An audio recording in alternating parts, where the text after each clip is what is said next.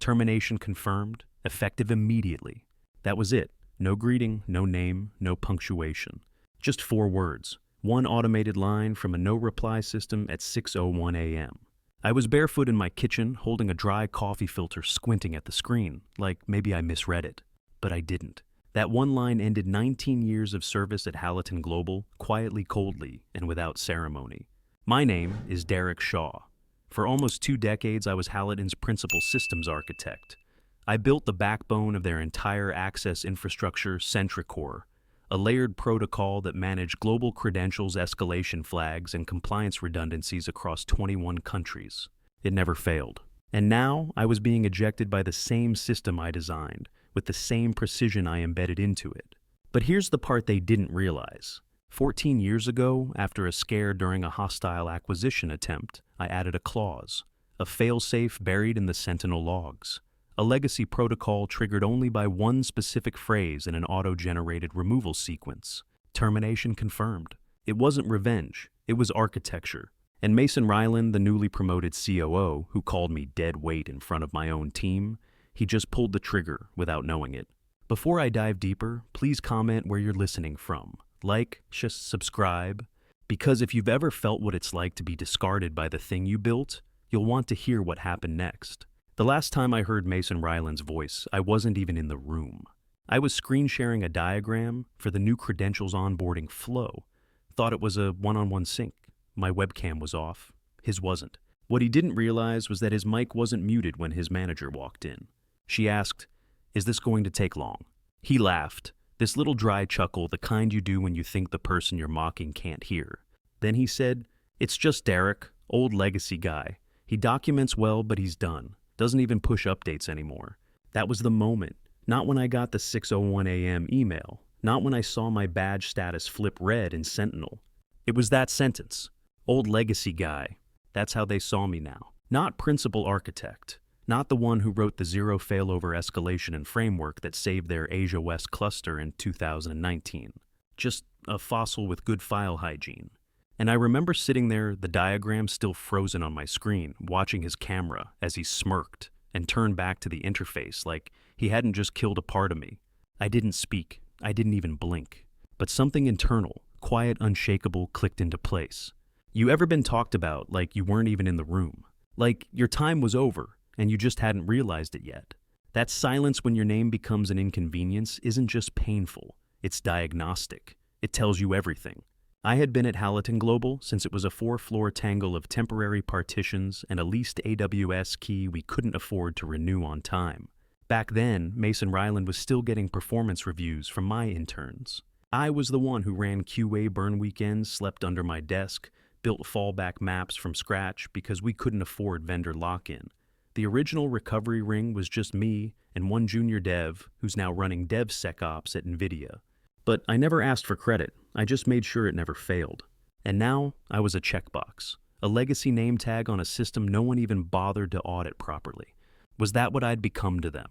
A relic with good backups. 2 weeks before that call, I'd submitted a risk memo regarding credential drift between Halliton's contract-specific admin layers and the external vendor relays we were testing. No response, not even a Slack reaction.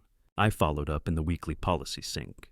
Mason unmuted, looked right at me through the grid of disinterested faces and said, "Derek, we're moving fast. We'll circle back to compliance when we hit alpha." That was his thing, move fast. What he meant was move past the people who remember why it matters. I logged off early that day. I pulled up the old framework diagram, the one I hadn't touched since before the reorg, the one with clause 42B buried in the legacy Sentinel control stack. Not an automatic lockout, not a brute shutoff, just a silent redirect. A quiet shift in access keys, container, routing escalations, triggers. The kind of thing that looks like a vendor error, unless you built it. And when I reread that clause, something inside me didn't feel angry, didn't feel scared, just aligned, like all the years I spent protecting a system were about to protect me. Because when the time came when they sent that single cold line, my response wouldn't be an email, it would be architecture. And the funny thing, the moment Mason called me, the system started its countdown. I didn't say a word, but I was already 10 steps ahead. What happened next wasn't about ego. It was about memory, because some systems remember who built them, and some people forget too soon. Next part's where things start to move fast, just not the way Mason thought. Clause 42B wasn't a kill switch. It was an audit-forward fallback redirect designed back in 2018 when Halliton's satellite payment node in Sao Paulo got hijacked by a third-party outage. One of our vendors went belly up mid-deployment. Whole back-end chain froze, no comms. Legal was screaming. So I wrote 42B. For one reason, if everything else failed, the system would still remember who wrote it, and quietly, gracefully, return control. Not as revenge, as insurance. It sat dormant for 6 years, until now. The clause activated not with a bang, but with silence. The moment I saw that early morning restructuring notice, I opened my personal copy of the Sentinel credential map, decrypted the emergency layer, and toggled the status key labeled Vic Drift Passive. Then I waited. The first thing it did was ghost copy every admin credential with an active login, non-disruptive, invisible time-stamped to stagger revalidation. To Mason and his team, nothing changed. But the copy credentials weren't wired to their Slack profiles. They were wired to mine. It didn't trigger alarms because 42CB didn't revoke access. It rerouted observability. Access logs, threat flags, permission anomalies, they still existed.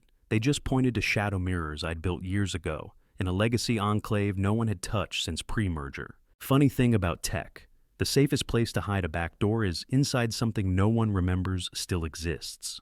And I remembered everything. Back in 2018, we were in the middle of quarterly burnouts, clients screaming, legal back-channeling every day. I was splitting time between security audits and teaching junior PMs how to spell compliance. We lost a gateway node during a Brazil vendor integration, cost us $700K and 4 international clients. I built 42B that week, not for vengeance, for self-defense. If someone ever fired me dirty, if they ever pulled access without protocol, I needed a clause that would buy me time, visibility, and proof. I even wrote it up in the original integration doc under a label no one ever questioned, DR3C Resilience Buffer, Rev 7. The kind of label execs glance over because it sounds technical enough to ignore. But inside that doc, there was a footnote.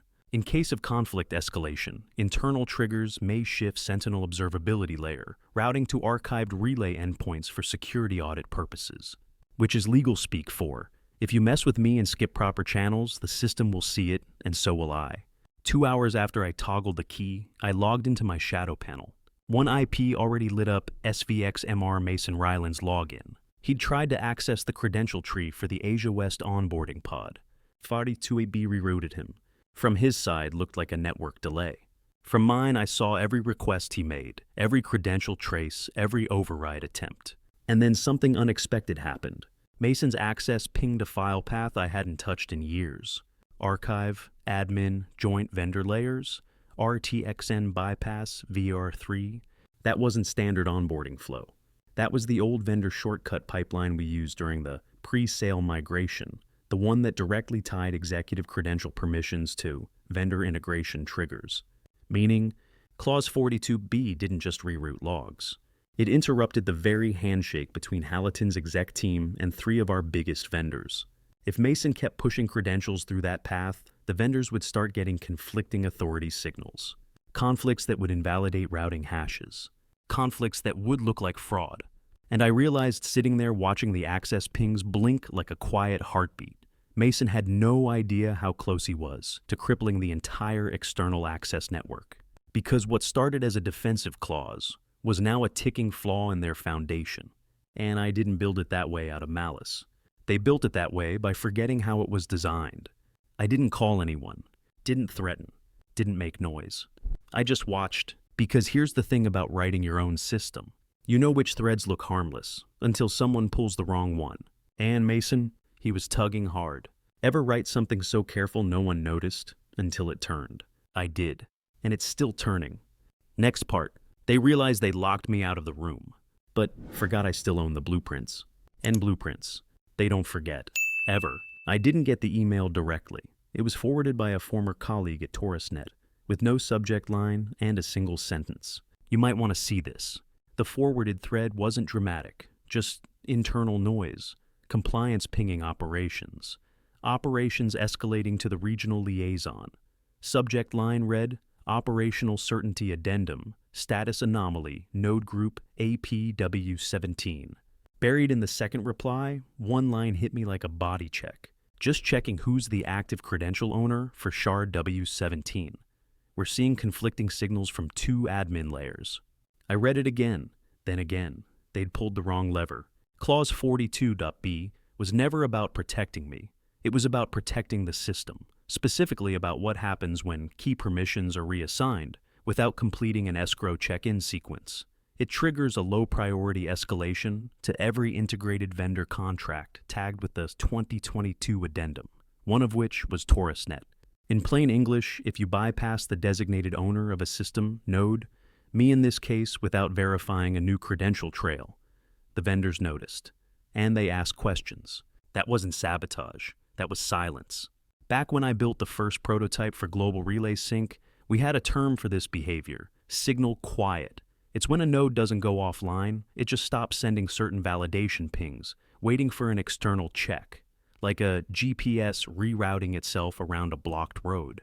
You don't crash the car, you just let it find a dead end. The funny part, it wasn't even the system they suspended.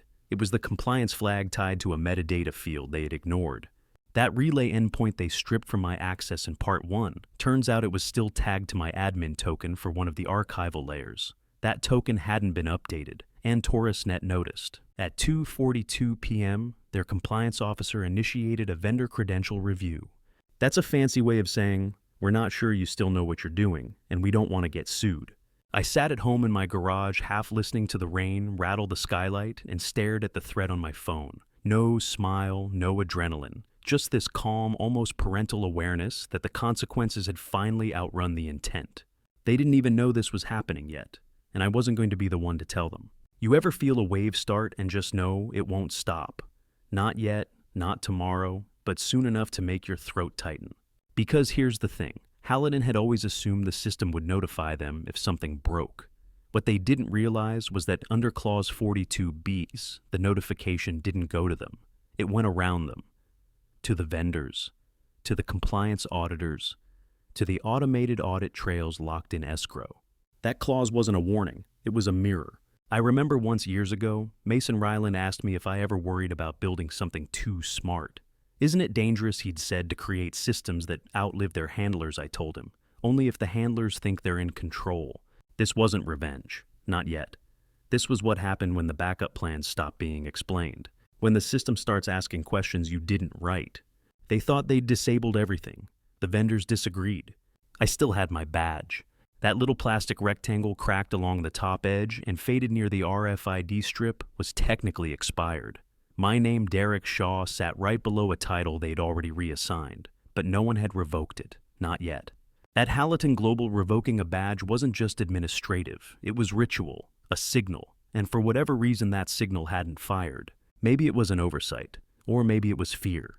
The night before the audit escalation hit, I took the badge out of my drawer, turned it over in my hands, and remembered the first time I swiped into the server vault. It was 3 weeks after my daughter was born. I hadn't slept more than 4 hours in a week, and I still said yes to an all-night deployment cycle because I believed in what we were building, what they were now dismantling. When Mason approved the leadership restructure, he triggered what's called a COM 721 trail fork. It's buried deep inside our compliance OLP suite, technically a read-only flag cascade designed for when confidential personnel decisions intersect with restricted systems. Most managers at Hallinan never even knew it existed. But I built it. The moment the restructure vote was finalized 2 days before my official termination, the system began doing what it was designed to do: log, tag, preserve. Every Slack thread that mentioned me, every email with my clearance level, every modification to my original compliance framework, all automatically time-sealed, indexed, and pushed to a secure internal backup node. A node only 3 people knew about, and 2 of them were gone.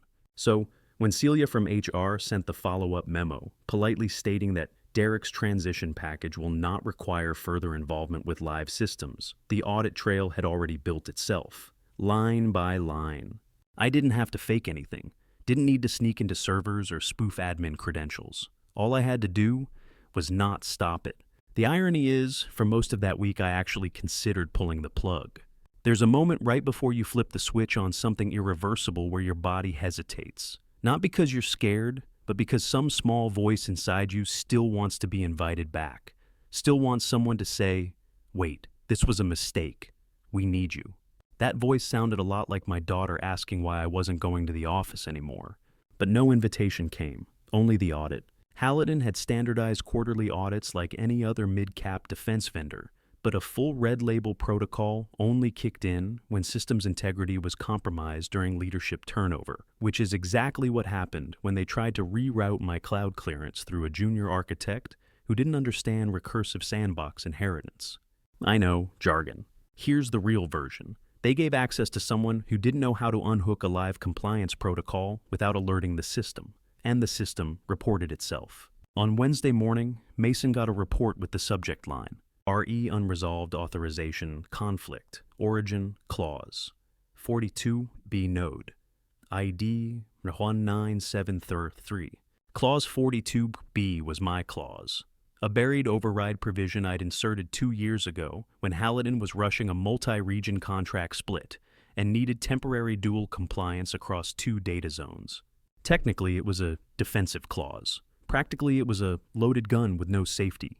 If triggered, it initiated a 72-hour lockout cascade that required original architect override or a board-level quorum to reset. But here's the part they missed. The cascade didn't just freeze access. It created a forensically sealed package of all system modifications, complete with user IDs, timestamps, and escalation flags.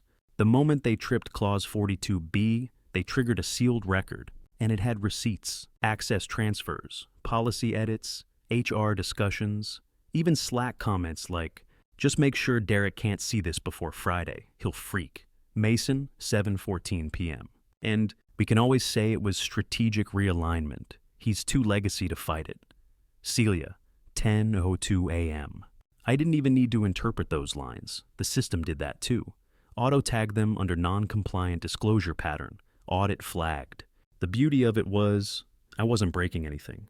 I wasn't hacking. I wasn't retaliating. I was just letting their own negligence trip wires they didn't know I'd built. Because sometimes the best defense is silence. Silence and patience. And a badge that still worked.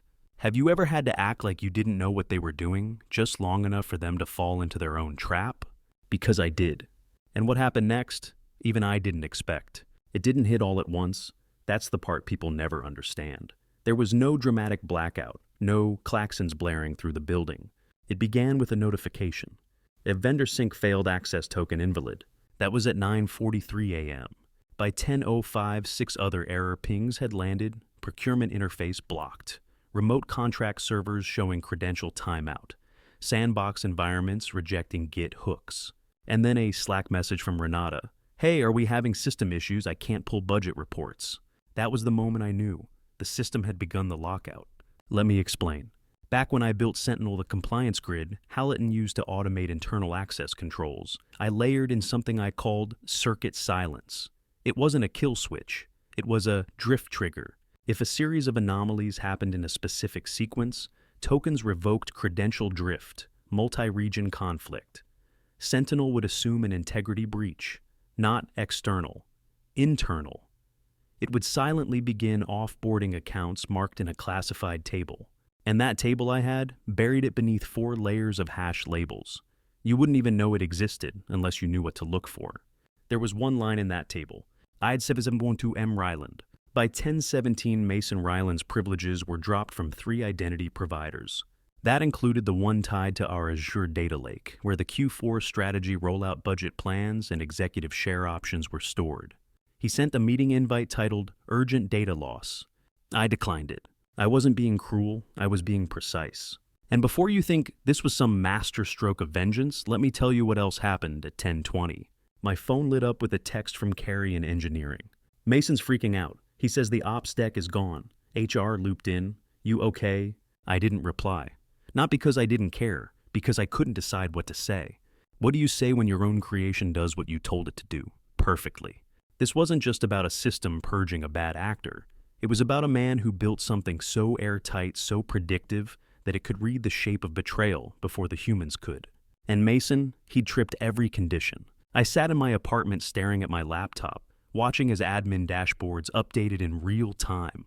No flashing lights, just quiet confirmations, one by one. API throttling, contract endpoint sandboxing, E2E sync halts, node failure simulation triggered.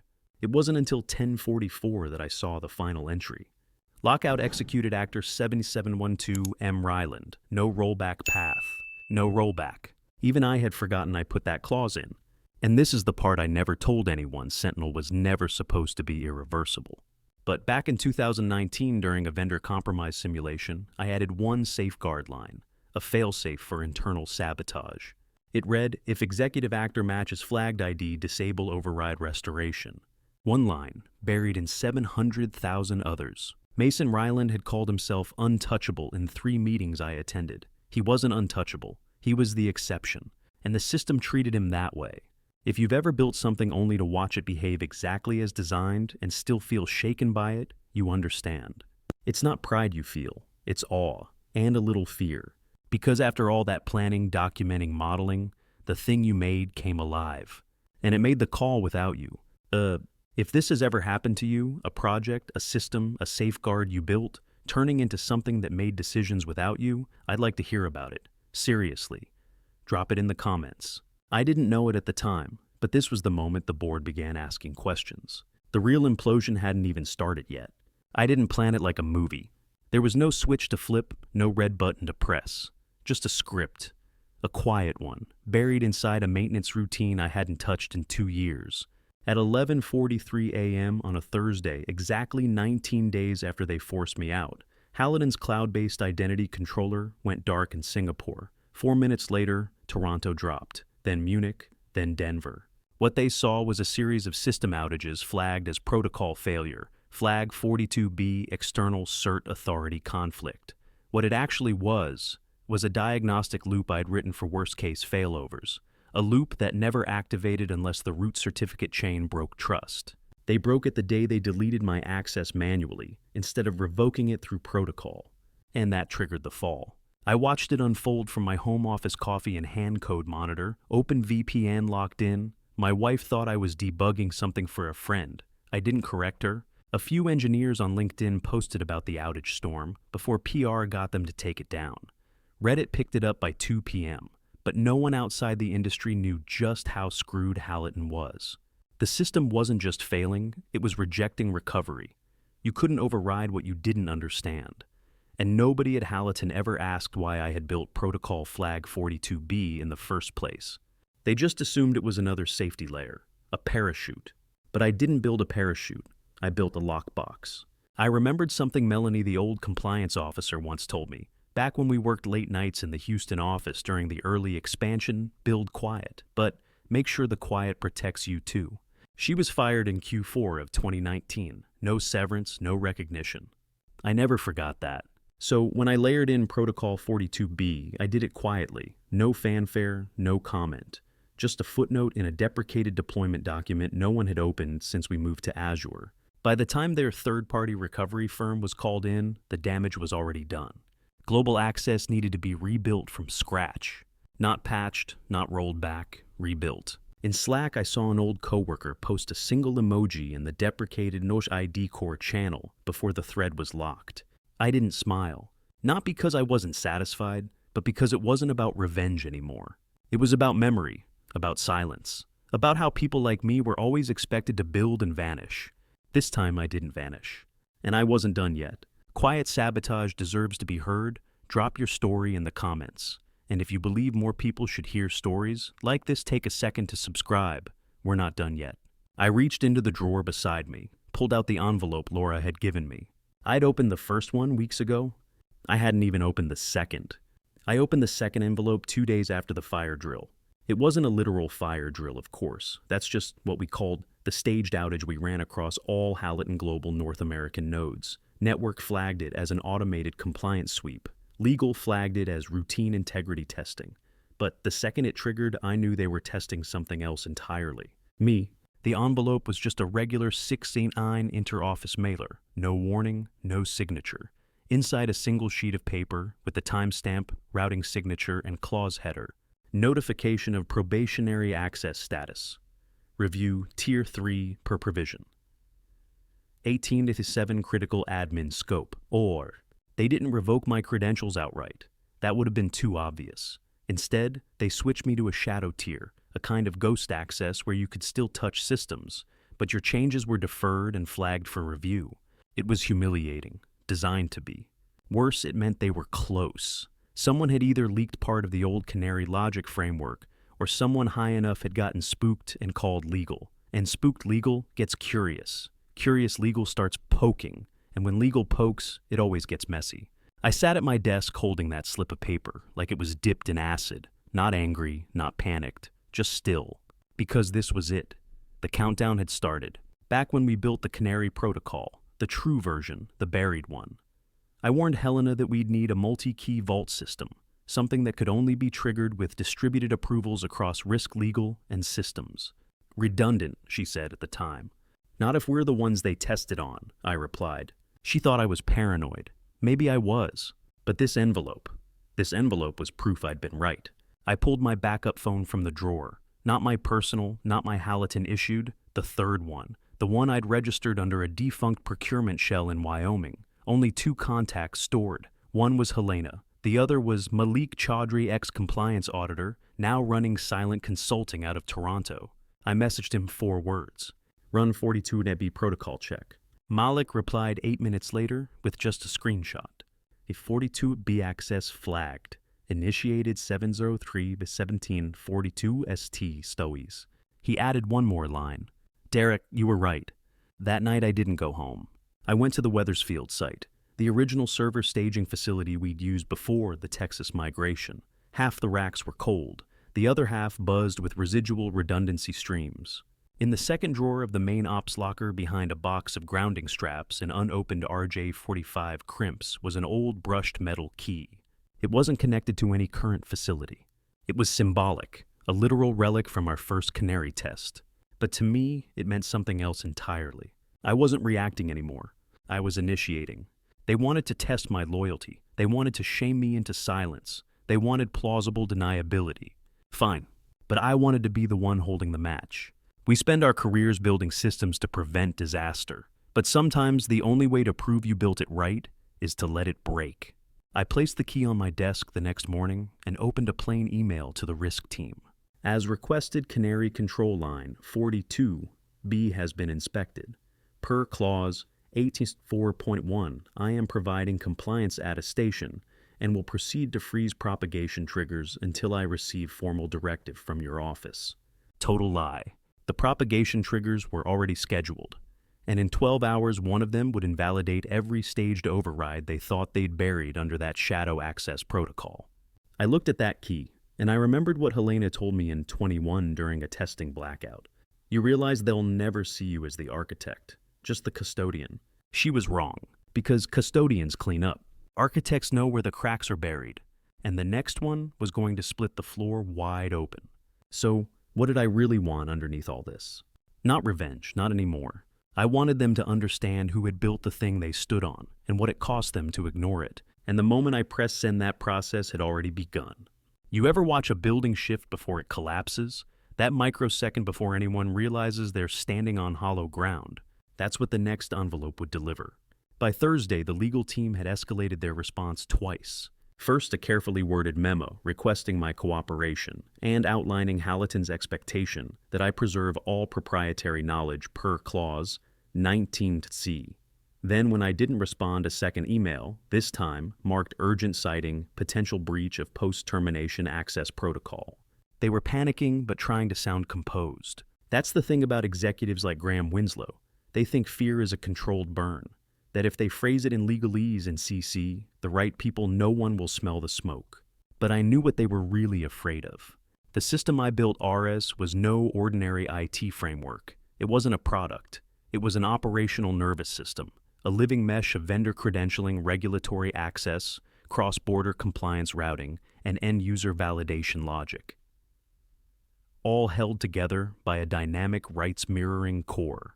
And I hadn't stolen anything. I didn't need to. What I'd built, what they didn't understand, was never theirs to begin with. The shell remained in place. But without the active parity key, without the monthly regen logic, they were left with an interface that couldn't negotiate trust zones, which meant vendor payments would fail cross-jurisdictional match checks, internal users would default to legacy credentials, the backup nodes couldn't initiate secure triggers, and Halaton would slowly choke on its own paper skeleton. I didn't take anything. I just stopped holding it together. There was a moment Wednesday night where I stood in my kitchen holding a chipped blue mug, staring at the blinking message light on my landline. 4 missed calls, 2 voicemails, 1 from Rachel, the systems VP I used to spar with over vendor latency. She sounded exhausted and scared. "Derek, I know we haven't talked, but I think something's unraveling, and I'm not sure if you know what's happening or..." She didn't finish the thought. I could have called her back. I didn't. Because the truth is, it wasn't about Rachel, or Graham, or Celia in HR. It was about the moment I saw my own signature scanned, duplicated, falsified, on the internal memo, authorizing my own release. That wasn't just disrespect. That was an erasure of a man, of 21 years, of trust built line by line, clause by clause. People say revenge is about proving someone wrong. No, it's about reminding them you were never weak to begin with. So, I sat there, holding the chipped blue mug, and I remembered something Graham once told a client during a sales dinner. You don't need to understand how it works. Just trust that it does. He was wrong. Systems don't run on trust. They run on precision. And when the wrong people start signing the wrong lines, precision stops being your friend. It becomes your weapon. Brent never saw the clause. He wouldn't have known how to read it if he had. Granger once told me, the best systems are invisible until someone tries to break them. I built Altamira's nervous system to outlive my title, or theirs. I haven't shown them the clause yet. Not the one in the architecture binder that sits still untouched in the office I used to walk past every morning. But they're getting close. And when they realize what it really means, what Clause 42.b actually enabled me to do, it won't be fear they feel. It'll be recognition. The kind that comes too late. Do you know that moment when someone finally realizes you weren't bluffing? That's where this is going. And I won't have to say a word. When Halaton Global lost visibility into their Brazil endpoint, no one called me. The logs started flagging a delta mismatch at 6:03 a.m. UTC. They lost data sync to the compliance mirrors for Sao Paulo and Salvador. Just a ping timeout at first. But by the time they rerouted through Madrid, the trail had already gone cold. They didn't know it yet, but they were tracing a ghost, a system shell with no heartbeat. The timestamp made me pause. That's when I used to check the overnight logs myself, back when I still had access. Victor texted me one word, started. He didn't need to say more. The forensic trigger I'd planted quietly activated via Clause 42.b termination protocol had kicked in the moment my clearance was revoked. All the backups Halaton thought they were cycling through. Those were mirror-disguised redundancies routed to third-party cold storage. Legal, documented, and on paper approved by Richard Blaine 2 years earlier as part of a cross-border disaster redundancy failover. That old signature of his carried more weight than he realized. The truth was, I didn't build the system to hurt anyone. I built it because the old architecture couldn't handle multi-zone zero-trust models without human failover. But somewhere along the way, they started trusting the architecture more than the people behind it. Angela once asked me why I spent so much time documenting when nobody read the wikis. I told her, one day they will, but not for the reasons they think. By noon, Halaton had burned through 3 vendor tickets trying to trace what they thought was a sync misfire. Meanwhile, the cold object vault in Canada quietly spun up its own checksum reports. Everything compliant, everything intact, everything outside Halaton's reach. David Lynn flagged the issue in Slack with an innocuous question. Hey, anyone else notice latency on Tier 3 nodes? It was a test balloon. He knew. The irony. They still thought they could fix it internally, still thought this was about uptime. That afternoon, the CTO sent an emergency memo blaming the issue on legacy transition artifacts. I nearly choked on my coffee. Brent was still in the San Jose war room then. When the report stopped loading, he just stared at his screen, tapping refresh like it would change the code underneath. Like yelling at a locked door he never had the key to. They hadn't even realized the real transition had already happened. Not technical, structural. Control had shifted, and it wasn't coming back. You ever watch someone try to hold a door shut without realizing the hinges are already unscrewed? That was Hallaton. They didn't know the locks were fake, didn't know the walls were cardboard, didn't know I'd walked out with the foundation because I was the one who poured it. And all of it was clean, documented, in policy. In the next part, I'll show you how Hallaton's own compliance review team triggered the cascade that forced the board to make a very public choice between saving the system and saving face. Monday morning, the first red flag wasn't the silence. It was the number of emails bouncing back. I logged in from my personal laptop, the dashboard for Hallaton's legacy access control. Yes, the one I wrote the first lines of code for 10 years ago still pinged my old endpoint every 60 seconds, just like it was designed to. And what it told me was, nobody could get in. Executives, engineers, even Tier 1 support. Global access had been revoked. Not by me, not manually anyway. That would have been a violation. But the protocol I built, Protocol Greygate, had detected the conditions we'd coded years ago for total lockdown unsanctioned administrative terminations without compliance flags. My firing had tripped the wire. The system didn't care who signed off. It only followed rules. Hallaton ran hundreds of vendors and cloud dependencies through that pipeline, many of them auto-authenticated daily. And now each one was hitting the same brick wall. Authentication failed. You'd think they would have seen it coming. The logic wasn't hidden. It was just boring, baked deep into a policy spec from 2018 labeled Fail Secure Redundancy Escalation. Nobody reads that far unless they're paranoid.